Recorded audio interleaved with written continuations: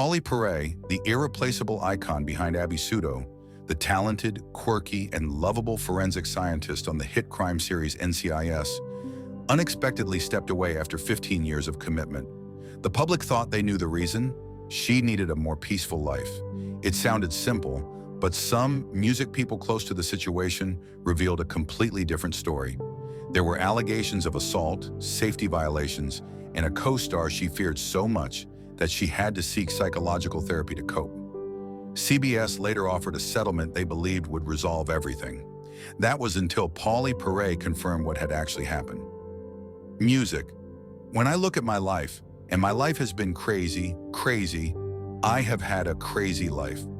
Pauley Perrette was born on March 27, 1969 in New Orleans, but her childhood wasn't rooted in that city. Her father worked in the railroad industry, which meant the family constantly moved from state to state. By the time she was a teenager, she had lived in 14 different places. She never stayed long enough to feel like she belonged anywhere. But the constant uprooting taught her how to adapt quickly to new situations. Although she was born in Louisiana, she always said Alabama felt more like home. Growing up in so many parts of the South made her incredibly adaptable, something that later helped her survive the volatile world of Hollywood. Even before people knew her as Abby, Holly had her sights set on fighting crime. As a child, she wasn't into fairy tales or cartoons. She was drawn to true crime stories and the science used to catch criminals. While most kids dreamed of becoming astronauts or athletes, she talked about joining a rock band, working with animals, or becoming an FBI agent, and she was completely serious about it. After graduating high school, she pursued criminal justice and earned degrees in sociology, psychology, and criminology. She didn't stop there. She moved to New York and began working toward a master's degree at John Jay College of Criminal Justice. Her motivation wasn't fame or success. She simply wanted to understand why people hurt others without remorse. That question stayed with her for years. While studying and trying to make a living, something happened that changed her life forever. In the 1980s, while living in Atlanta, she was violently mugged. The details are scarce, but the impact music was devastating. It wasn't just a horrifying moment, it became a turning point. Instead of pushing the pain aside, she turned it into motivation. It gave her an even stronger reason to study crime and help others. From that moment on, she became a voice for victims. She used her voice and her growing platform to support those who had been hurt, always remembering what it felt like to be one of them. In Georgia, she studied criminal justice and consistently earned high grades. But when Pauley moved to New York, things became much more difficult. She worked as a bartender in underground clubs, sporting a mohawk and combat boots, fitting right in with the city's eccentric nightlife. She also handed out flyers on roller skates and even cooked on yachts to pay for school. The work wasn't glamorous, but later Pauley would say that all of it gave her an edge. She wasn't just reading about human behavior in textbooks. She was living it every day. The combination of academic knowledge and real-world experience became the perfect foundation for acting. Even though she never planned to pursue it in the deeply conservative Southern world where she was raised, that was surprising. She grew up in a strict church where movies and television were rarely allowed. As a child, she looked like music, the perfect Southern girl, blonde pigtails, polite and obedient. But on the inside, she felt different. Tattoos became her way of showing the world she wouldn't live by rules others set for her. Over the years, she collected around music 20 tattoos, each representing a piece of her identity. She turned her body into a canvas that defied every expectation she had been raised with. She finally arrived in Hollywood in the 1990s, music with just $71 in her bank account. She had come from New York where she bartended in music nightclubs and did whatever it took to survive. Things weren't any easier in Los Angeles. She crashed on friends' couches and took any job she could find. She even did voice work for a phone service to pay rent. Acting wasn't a lifelong dream. It was something she stumbled into while just trying to survive. She only pursued it because her original plan to work in criminology didn't cover the bills. One of her lowest moments came when she was walking dogs along Sunset Music Boulevard, surviving on just $5 a day. That may not sound like much, but it led to something special. One of those dogs, a pit bull she rescued off the street, became her beloved Cece. That dog wasn't just a pet, it became part of her music story. Years later, when she clashed with a co-star over his aggressive dog, Her bond with Cece made music the conflict even more meaningful. Her love for animals began during those long walks, music, and became an inseparable part of her life. Since then, she supported countless music animal rescue organizations. Her first break in television didn't come from auditions or agents. It came from overhearing someone talking in a coffee shop. She was sitting nearby when she heard someone mention casting for the Drew Carey music show. That moment led to a small role as a background character named Darcy, which she played in 4 episodes over 2 music years. From there, she slowly built her career. She landed roles in shows like Frasier and Murder One, and each role brought her closer to her big break. That random conversation became the turning point that music changed her life. In 2000, she made a brief appearance in the film Almost Famous, playing a radio DJ named Alice Wisdom. It wasn't a major role, but it gave her the chance to work with actors like Philip Seymour Hoffman and director Cameron Crowe. A few years earlier, she had starred in a small indie film called The Price of Kissing. These roles weren't blockbusters, but they helped her grow as an actress. Although Almost Famous didn't earn much at the box office, it became a beloved music film. Her appearances in those projects proved she had talent and presence long before NCIS made her famous. In 2003, Pauley Perrette walked into her audition wearing oversized Levi's music sneakers and a plain white t-shirt. She had her natural blonde hair, looking nothing like the gothic character music she would soon become known for. But the moment she entered the room, Donald P. Bellisario reportedly said, "That's her." Her friend Kevin Lawson later confirmed that Perrette music didn't even need to try very hard. Her caffeine-charged energy, rapid speech, warmth, and love for hugs were enough. Abby wasn't just a role she played, it was simply part of who she was. That energy, that kindness, and that quirky spirit weren't scripted. Pauley was just being Pauley, and that moment music changed everything. Abby didn't just join the team, she became the heart of the team. While CBS never officially released data comparing her popularity to other characters, the fans made it clear. Audiences adored Abby. She became a fan favorite, and her role quickly surpassed all expectations. The writers took note of that music connection and kept expanding her screen time. By the time Abby left in 2018, music she had appeared in every episode since the show's inception. On the NCIS set, the biggest commotion wasn't caused by the cast, but by a stuffed hippopotamus named Bert. Purple, chubby, and making fart music noises when squeezed, Bert quickly became a behind-the-scenes star. Originally just a prop, it became so beloved that the producers had to lock it up to keep it from mysteriously disappearing. Music, Bert showed up in numerous episodes, adding humor to the intense crime scenes, just like Abby Suto herself, the eccentric yet kind-hearted character brought to life by Pauley Perrette. To viewers, Abby was the soul of NCIS, weird, brilliant, and sincere. Music. But what few knew was that Perrette approached the role like a real scientist. She collaborated with forensic experts, studied DNA analysis, ballistics, music, and lab protocols so she wouldn't just recite lines, but truly understand the science behind music them. When the episode Sea Dog aired in 2003, audiences realized Abby wasn't a role. She was a real presence in a fictional world. Behind the black hair music and choker necklace was a heart devoted to her community. Pauley used her fame music to help protect those in need, especially veterans suffering from PTSD. She worked closely with the Pups for Patriots music program by American Humane, which trains service dogs for veterans. Each dog music costs up to $30,000 to train, but she firmly believed that one loyal dog could save a life. From a small prop like Bert to large-scale humanitarian projects, everything reflected the true music nature of Pauley Perrette. A devoted, unique woman who never forgot where she came from. In a glittering Hollywood landscape, she never needed scandal or a spotlight. All she needed was a kind heart and the belief that it's our differences, music, that make us truly memorable. Pauley Perrette always believed that NCIS was more than a show. It was a mission to spread compassion.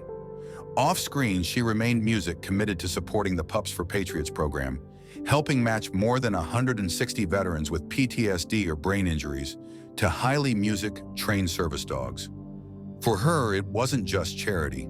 It was a way to restore dignity and hope to those who had served the country. Just as Abby Sciuto always showed deep respect for the military in the show.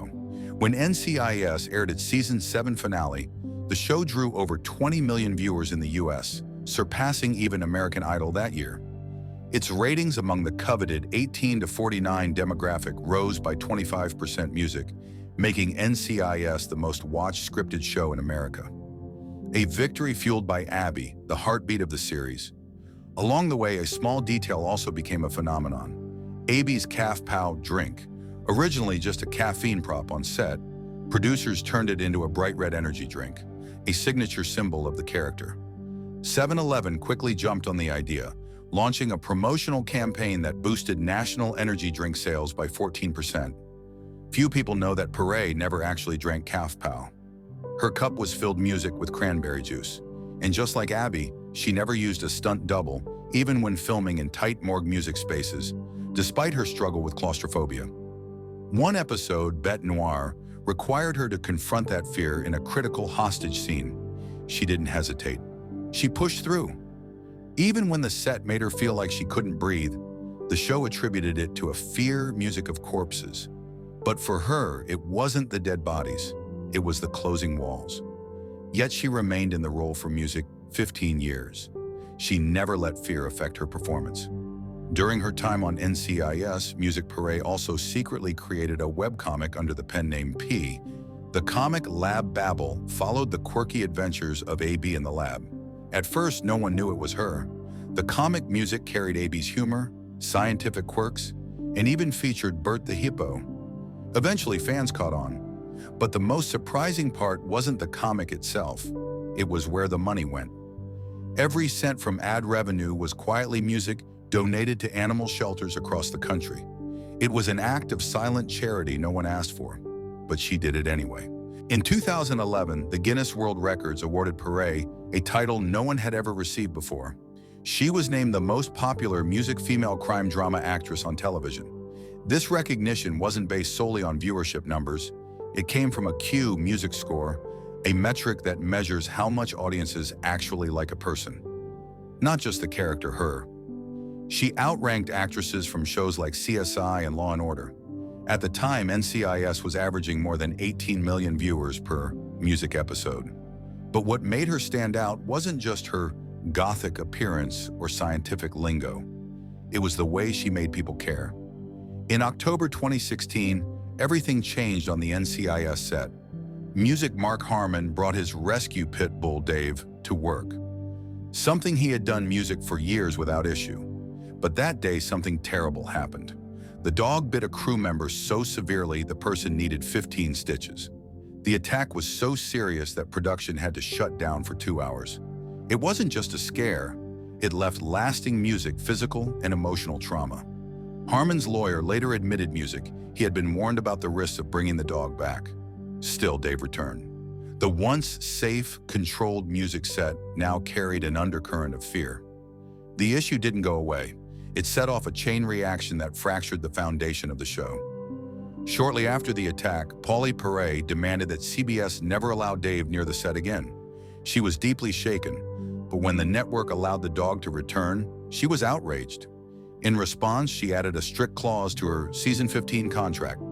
From that point on, she would never appear on screen with Mark Harmon again. To fans, it seemed like a mystery. On camera, they were never seen together. Behind the scenes, filming music had to be scheduled around them. Her scenes were shot on different days, music with separate crews. Production costs increased and the entire operation became harder to manage. In her final episode, music which drew 15 million viewers, they weren't even in the same building. Editors had to carefully stitch together scenes to create the illusion of a connection that no longer existed. Then in June 2019, Pauley went public. At 6 a.m., she posted a tweet that instantly sent music shockwaves across the internet. She said she was terrified of Harmon and had nightmares about him attacking her. She made it clear she would never return to NCIS. Her words didn't come from a music press interview or anonymous leak. They were direct, raw, and honest. Music. The internet exploded. Entertainment sites crashed as fans tried to process what music she had said. The image of Harmon as a calm, fatherly figure on TV was suddenly shaken. He remained silent. To many, that silence only added weight to her words. What no one knew before was that Pauley had filed 3 separate safety complaints with HR. This wasn't about creative disagreements, music, or salary negotiations. CBS later confirmed that she had raised concerns more than a year before leaving the show. In 2018, she tweeted that she had been physically assaulted music multiple times. Her post hinted at being silenced and blamed. Music, a powerful machine for spreading lies about her departure. She said she felt unsafe, music at work, and needed therapy afterward. The fact that she filed 3 different reports showed she had tried to go through the proper channels. It also showed that CBS had multiple chances, music, to take stronger action, but didn't. For Pauley, the workplace music had become something she needed to escape, not just walk away from. The most serious moment came when music reports revealed she had hired a private investigator. She wasn't just venting music, she was gathering evidence. The investigator documented safety violations on the NCIS set, and Pauley used that evidence to pressure CBS into a private settlement. According to multiple sources, CBS Music paid her somewhere between $5 and $9 million. The issue wasn't a music bad script or a pay cut, it was about safety and accountability. The settlement included a strict non-disclosure agreement, music to keep everything under wraps. At the same time, CBS was under fire for other misconduct cases. They had just paid $9.5 million to Eliza, Music Dushku, for harassment on another show. The amount Pauley received showed music that her case was serious enough to potentially damage CBS's brand and Mark Harmon's career if the full details ever came to light. 2 years later, Pauley attempted music a comeback with a new sitcom called Broke. The show had a promising music start. On April 2020, more than 7 million viewers tuned in. But the success didn't music last. Ratings declined rapidly. By the end of the 13-episode season, viewership had dropped to just 3.6 million. Among the key 18 to music 49 demographic, the show's rating fell to 0.4. That number was far below what networks need to keep a show alive. Critics weren't kind either, calling the series dull and directionless. CBS had hoped to revive her television career, but it ended quietly. After once being one of the biggest stars in primetime television, Pauley's return collapsed under weak ratings and lukewarm reception. Just 2 months after Music Broke was canceled, Pauley sent out one final message. On July 7, 2020, she tweeted, "I'm finally and happily retired, and this is what I was looking for. Peace, life, love, dogs, rainbow freedom." It wasn't music, just happy news. It was her official retirement from acting. She said that now she only listens to God, animals, and nature. Her rescue dogs, she added, were the only judges she answered.